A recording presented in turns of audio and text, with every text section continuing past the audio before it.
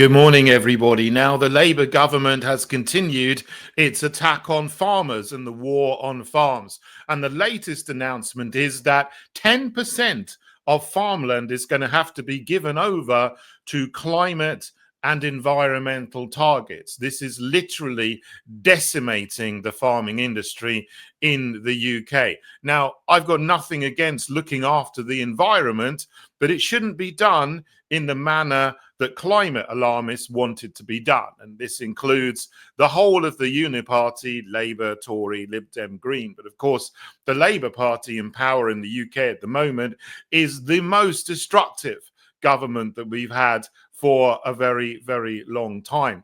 What this actually means is that 10% of farmland effectively is going to be given over to solar panels and wind turbines, actually opposing their targets to increase nature and look after nature, because of course if you put solar panels everywhere, then it decimates biodiversity, the very biodiversity they say they want. And if you put wind turbines everywhere, thousands and thousands of beautiful birds of prey get slashed in the blades as they turn around, when they do turn around, because they don't really turn around when the wind is not blowing, or even when the wind is blowing too much. They have to switch them off because they might get destroyed and the blades come off anyway. This is really bad for the country in so many areas for so many reasons.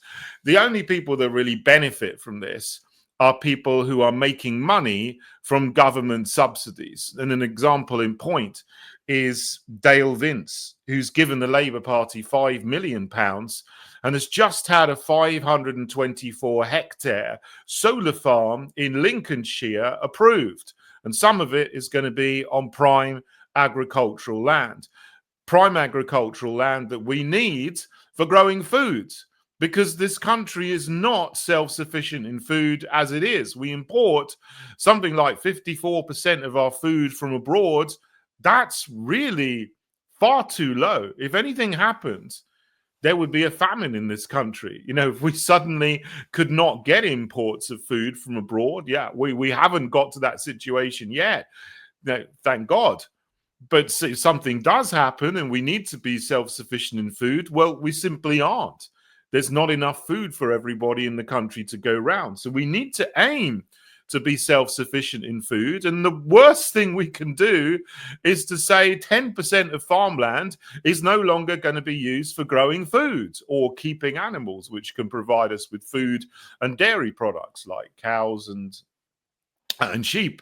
Of course, for example, a lot of farmland is given over to that, and people love that. They love to go walking in the countryside and see a field full of cows, a field full of sheep. Well, that's going to be a thing of the past in 10% of farming areas, or 10% of farmland is going to be given over to ugly, horrendous solar panels, which don't provide much energy when the sun isn't shining, and wind turbines that don't provide much energy when the wind isn't blowing.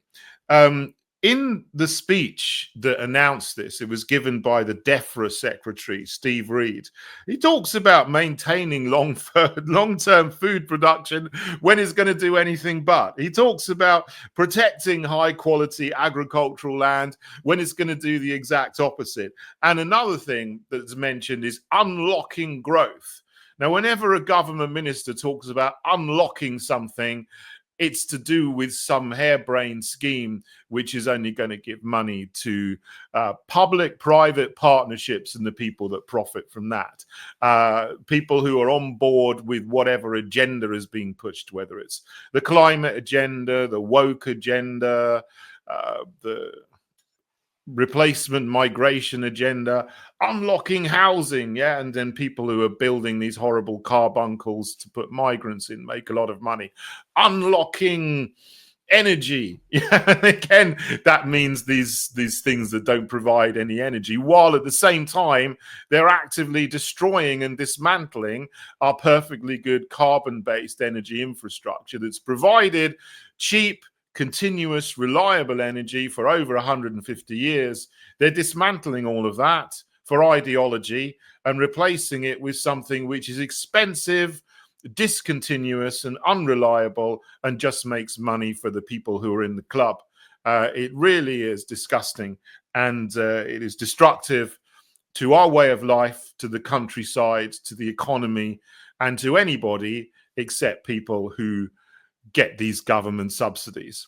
It really is pretty corrupt, if you ask me, as well, the whole agenda. So this needs to be stopped. And it will stop if we get the Heritage Party in power. Obviously, we will turn this back immediately, as well as laying down legislation to repeal the Climate Change Act 2008, from which net zero comes, and anything that is related to that. And of course, our policy is also to come out of the Paris Climate Agreement, just as President Trump is going to do.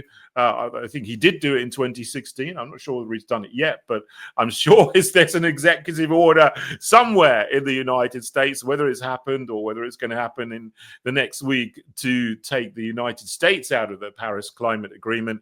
That's what the United Kingdom needs to do as well. So we can get back to carbon-based energy, and we can get back to allowing our farmers to manage and steward their own farmland and to look after the countryside as they've been trusted to do for millennia, essentially, in this country.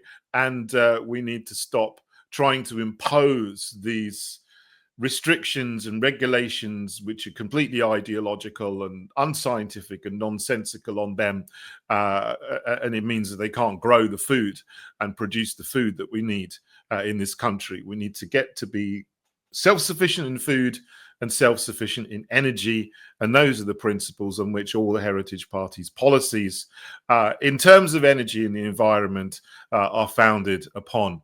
So Labour, again, being destructive, it's no surprise, but it really isn't good for us, and it doesn't bode well. They will be out at some point. I would say the sooner, the better.